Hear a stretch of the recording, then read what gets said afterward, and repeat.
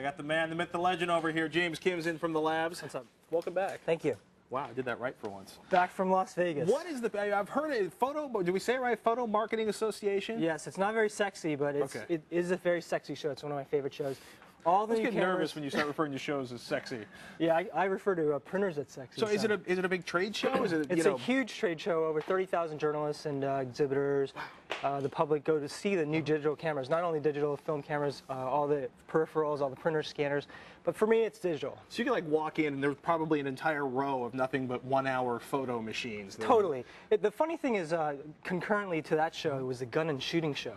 It's really weird. Was it all in Las Vegas? All in Las Vegas. That's perfect. It gives a new definition of point and shoot. You know? Anyway, there's definitely some themes coming out here of this show. There isn't anything spectacular, right. Although there's one particular camera that I'm going to show you that I love, I'm going to buy. But really, the first theme is 8 megapixel prime time. So that's huge. That's a giant CCD. I mean, that goes from 5 to 8 megapixels. 2/3 inch CCD, and Sony came out with the first one in December. And now all the other manufacturers are coming out with them. And this is the new high-end. These are costing about $1,000 for all these cameras. And actually, I couldn't bring, as you can see, I have a paucity of supplies here.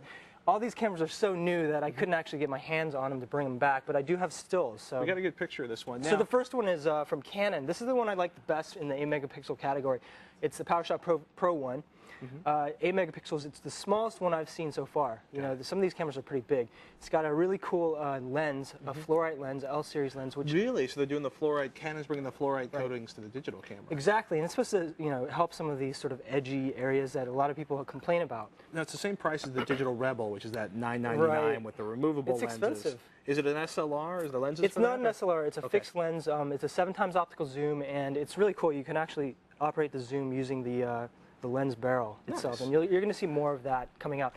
Other companies that are coming out with 8 megapixel cameras, Olympus, Minolta has a cool one, but generally this is the one I like the most.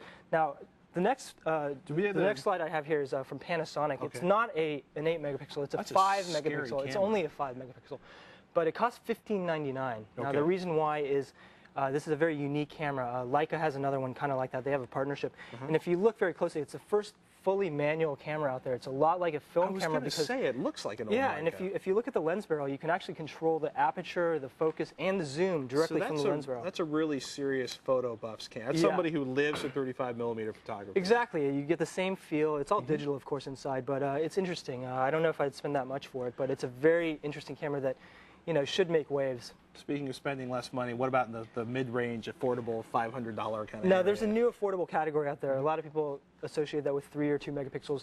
Now we're sort of creeping into the 4 and 5 megapixels. Nice. And those, those will give you amazing 8x10 prints, pretty much no matter what. This camera right here, for example, is one of my favorite pocket shooters. Let me turn it this way. This is from Sony. It's a CyberShot W1, 5 megapixels, 3x optical zoom. And it's a pocket camera, point and shoot, but guess how much this costs? $300? $400. I could dream. That's it? $400 for 5 megapixels, great quality, Carl Zeiss lens. But the real interesting news there was Sony came out with 3 other cameras in their P series, and you can get a 4 megapixel camera for $250. That's really amazing. That's a great deal. Also, Canon has a bunch of new cameras. The digital ELPH series that we like so much at Tech TV, they have a new S500, which is a 5 megapixel version of this is it right here, of the great S400. Wow, which very is tiny camera, small camera. Great quality, and that's going to come in at $500. The S400 is the S410 now, and that's going to be $400. So Han Choi, of course, bought the S400 just like 2 weeks ago. Immediately. So new one's out. Of course. We got a couple, like a minute left. Digital SLRs, what's going on there? Really, this is a big thing because they're more affordable. Nikon, I touched and played with the Nikon D70, which is sort of the competitor to the digital Rebel. $1,000. Amazing camera. It's super fast. Has actually a lot better specs than the Canon digital Rebel. And it uses Nikon lenses? Or? Exactly, f-mount lenses and the new DX lenses. Great stuff there. Canon has a great new 1D Mark II. I think the coolest thing about that is 8.5 frames per second, up to 40 shots. So that's going to be the total sports photography. Yeah, $4,500. We got like one last thing before we can go. What's the story on this printer? This thing, it's pretty cute, isn't it? It's like a little lunchbox. It's got a handle. Well, we've seen the HP 245, which is very popular. This is the Epson's version of it. It's It's 4x6 borderless prints. Uses 6 colors. It's got card slots here, PC-less printing, and it has a handle. Isn't that cute? We love the handle. But the cool thing about this, it's not the best deal. At $199, you can get a pretty decent deal on the 245 from the HP with the LCD screen. This doesn't have an LCD screen.